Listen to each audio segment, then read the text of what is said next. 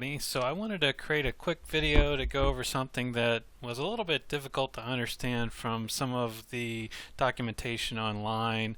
I figured I'd do a video because I find that to be a lot easier to follow sometimes than when they just have documentation on the steps to take. It just leaves a lot out when you can actually see somebody doing certain functionality in Media Portal. So when they upgraded to Windows 10, they took out Windows Media Center, which is what I used previously for over-the-air recording.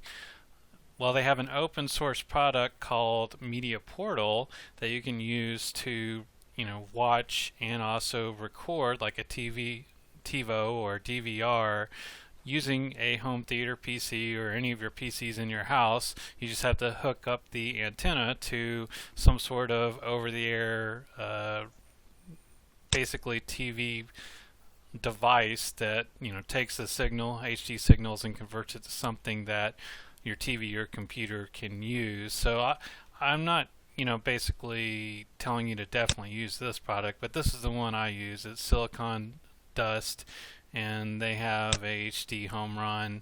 I have an older version, so it's before these.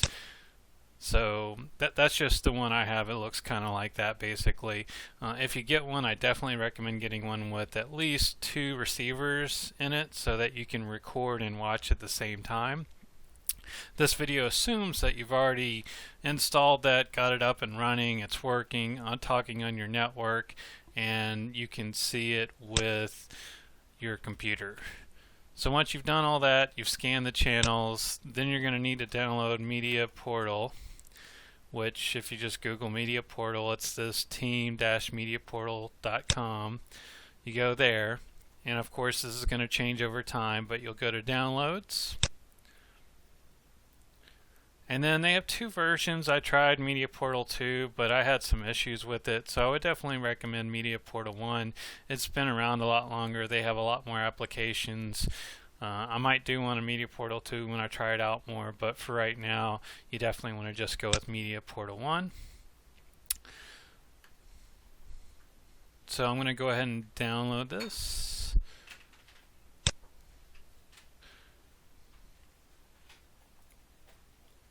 I'm going to pause it while I'm doing that. Alright, so it finished downloading. I'm going to extract it, and I'll go ahead and pause while I work on that part.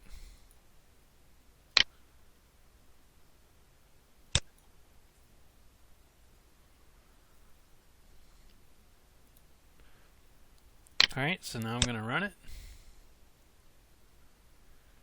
This is version 1.13. Obviously, they're going to update over time, so it may look slightly different with the newer versions. I'm going to probably pause this unless it finishes shortly. Oh, there it goes. So choose your language. Start with the installation now. I definitely want to use Media Portal to watch TV. You can probably do one click, but I usually like to go to advanced and see what other functions are available. So you can basically use like a client server model. I would recommend just using the single seat installation. So you can use different versions of SQL for your database. I'm just going to keep MySQL 5 since that's the default. You can choose your installation directory if you want to. You may want to copy it out because some of the files that we need to access may be in that folder. So I usually will copy that out into a notepad so I have it available for later. I wouldn't really change this password unless you really want to. It's basically the SQL Server password. Shouldn't normally need it unless you're doing some sort of odd troubleshooting, and usually it's better to just leave that to default. And you definitely want to configure firewall to allow access if you wanted to talk out to the internet. And again, there's the install directory. The first one was for SQL Server, which is the database. This is the actual application. Same thing. And there's the TV server. So next. So it has 2 different skins. I'm going to keep it with the Titan Full HD. and I'm just going to leave that default. I'm not going to mess with any of these. I'm going to go ahead and install it.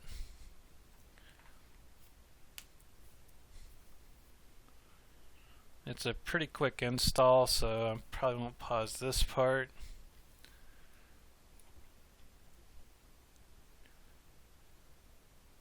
It's going to install the little portions of it, so I'm going to pause it while it does that. Alright, so it finished up. I'm going to go ahead and click on exit. Looks like it's trying to open a window, which is basically a quick setup guide. And again, I may do a setup in another video, but that's not really the purpose of this video. The purpose of this video, I really just want to go ahead and go over the TV program guide. And I wanted to do a fresh install so you can see everything that I do. So let me pause a second. So I put a bunch of different icons on the desktop. I have a lot on my desktop, but these are some of the ones you got to pay attention to. So the big one is this media server configuration. When you double click on that, it will actually show you a bunch of specific configurations you have to go through in order to make this work, including pointing out where your tuner is, and you have to scan through that. Again, this is assuming you've already set all that up. We're trying to get to the program guide. So now I'm going to go through here basically and scan the channels and get these added in. So I'm going to pause it while I'm setting that up. Alright, so I got it installed in the basics end. So under plugins, there is one you need to check, and that's this WebEPG. That's the one I use. There's probably a lot of other plugins out there, but that's the one I specifically use. When you check that, it'll open up this tab, and it says you have to restart the TV service. So go ahead and click there. I'll go ahead and click OK, which should automatically restart it, and then I'll double click and open it up again.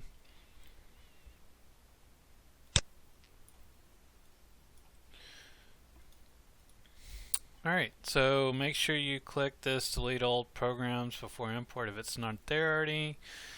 Change your country to the one it is, which mine is United States. And then go ahead and go to TV mappings, and you'll see there's nothing here. Now if I click import, it'll basically import the channels that it found in the scan. The rest of this will get filled in as we work our way through it, but I wanted to show you what the import does here. The first thing that you want to do is you want to click on export, and we want to export the TV groups. We'll need not the TV, you'd think it'd be the TV channels you need, but it's the TV groups. We'll export that, and for now I'll just put it on my desktop. TV groups. Export 2016-01-24, and it does that as an XML file. So you can use Notepad. I have Notepad++, which makes things a little bit easier, but everyone should have Notepad. So, and again, this is assuming Windows 10.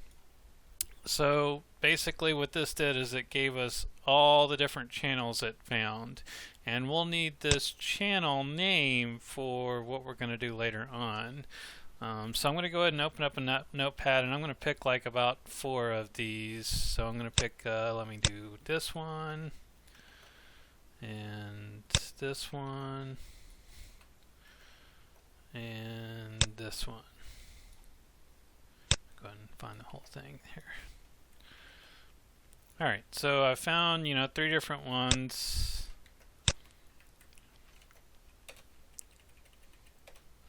And this is what it refers to as channel ID, so I'm going to go ahead and minimize that for now. So we'll definitely need that. So that gives you, part of the information. Let me pause this a second. Alright, now we're going to go to Imdb,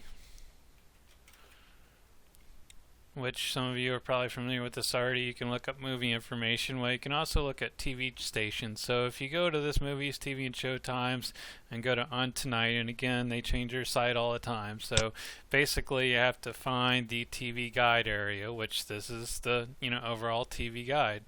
So it says enter zip code for local listings. We need to change this. And hold on a second again. Alright, so I will use 27601 and click go.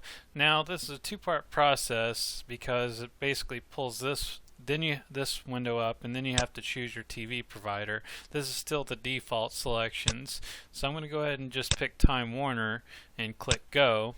Now this isolated basically to the station guides for what's local to your area. It gives the affiliate that they're, ABC, CBS, C-SPAN. It gives the call letters, and then the cable channel. You don't really care about the cable channel, but what we do care about is the call letters, which that's part of what we got here earlier. Hopefully I'll be able to find this one, so I'm going to search for my first one. I usually do a Control F for find, and doesn't look like it's going to find that one, but I know it does have WRAL. Yeah, WARL HD. So if we look at that one, here it is right here at CBS. And if I click on this, this now shows me the TV guide for just that channel.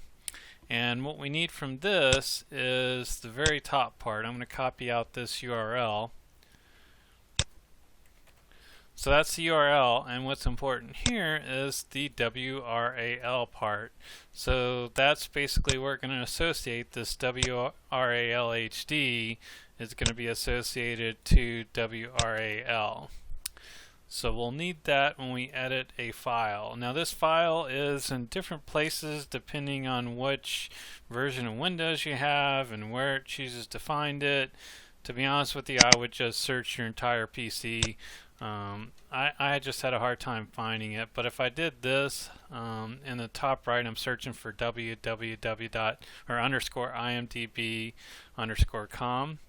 and I'm just going to search my entire PC. If you know the folder, it helps. It's probably in Program Files or Program Files x86. If you look online in their tools, I'm going to open up another window, and while it's searching, I'm going to see if I can find it. So I go to C drive, Program Files. Nope, not there. Program Files 86. Yeah, I'm not even finding the media player. I'm going to pause this while it's searching. Oh, there it is. So I found it. Let's see where it actually lives for me. So it looks like it's in C Program Data, Team Portal Media, Media Portal TV. And again, this varies on what your install decide to install it in. So I'm going to see if I can find it. See Program Data, it looked like. I didn't even see that. Program Data.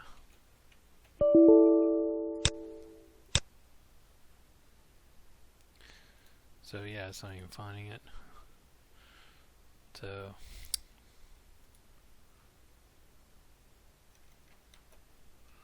see if I can just put it in here. There we go.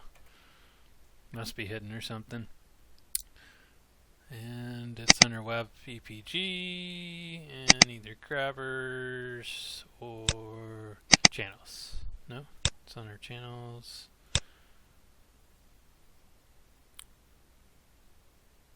I'm going to pause it a second again. So I found it. It was under the full path I found it under was Program Data, Team Media Portal, Mobile TV Server, WebEPG, grabbers, and then US because I'm in the United States, and then there's the file right there. I'm going to right click this. You may want to back it up if you're concerned about it being corrupted. And I'm going to go ahead and just open up with Notepad. I usually use Notepad++, but this time I'm just going to use Notepad.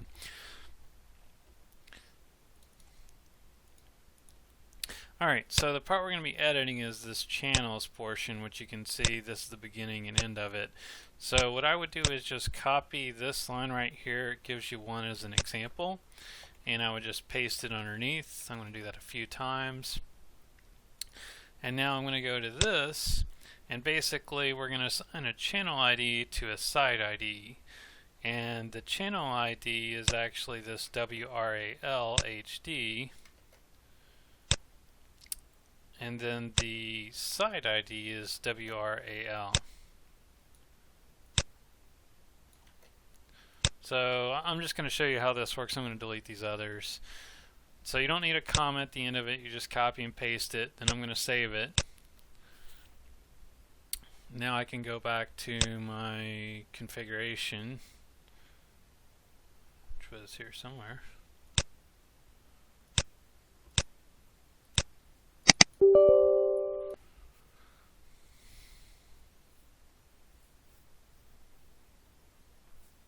Takes a minute to come up sometimes. Alright, and then go under plugins, WebEPG, EPG, click on the TV mappings, and then I'm going to click import again. And it should have, okay, you click import, and that pulls all that in. Then you got to click auto map, and now you can see it pulled in the WRAL underscore HD, and then it has the grabber URL. This is a secondary channel. So when you look at digital channels, sometimes they'll have like 12.1, 12.2, 12.3. The first one is usually 12.1. This -SD is 12.2. So I'll talk about that in just a minute to get that fixed. But now that we got this imported and auto mapped, now we click on general. You need to save it right here, and then click grab now, and you'll see right here, if you did it right, it should say 1 of 1 when you add the first station, and then as you add them it should go higher and higher. It'll say finishing. Sometimes it won't show up right away in the TV guide. Sometimes it takes a few minutes, but it should populate eventually. It shouldn't take more than probably 10-15 minutes or so. And of course you have to be connected online. If it's not working, you may have to check your firewall settings. I usually just, when I'm testing something like this, if it's not working right, I'll just go into Windows and turn the firewall off altogether and see if it works then. So that was the first channel. Now I know that this SD is .2, so that's a little bit harder to find with using IMDb, because sometimes it'll have an odd name. But with the .2.3, it's actually easier than you might think. And basically for the .2, I'm going to add another line here. Do some spaces. I'm going to go to my TV groups export. You need the actual what's in the specific name here. What's in the quotations here. And then for the secondary channels, it's actually pretty easy. You just do a -D2. And to test it out, it's actually pretty easy. If you go back to your IMDb listing and just type it in here, do the -D2 and hit enter, it's correct if it comes up. If it doesn't come up, then you did something wrong. Like I know there's not a D4. Actually, let me just get rid of the dash. So you can see nothing shows up here. But if I put the dash in here, then there's the D2, and then the .3 is just as easy. For the .3, you just change it to D3. D as in dog. So you can see that's actually working, and you can confirm it when you go into the actual channel, go to it and see whatever time it is. Like right now it's almost noon, so at noon auto racing should be coming on, and that way you know for sure it's accurate. So I know it's -D2. I started to edit the file. I added another line for the -SD, the channel ID, and then I put the line from IMDb in here. Now I'm going to save it and go here.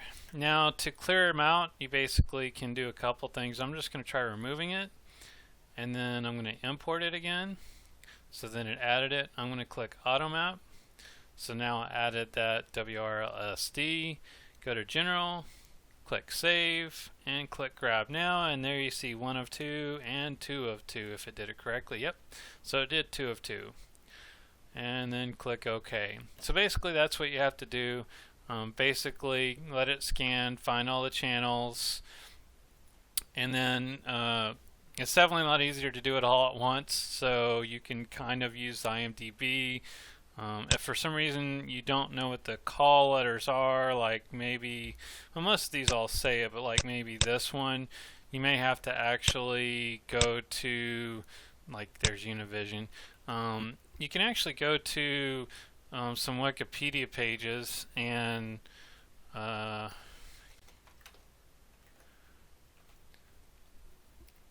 they will actually sometimes tell you, what the channels are, what the call letters are, what the different, .2, .3s are. So you can find a lot of information on the Wikipedia as well, and Imdb. So those are my two major sources.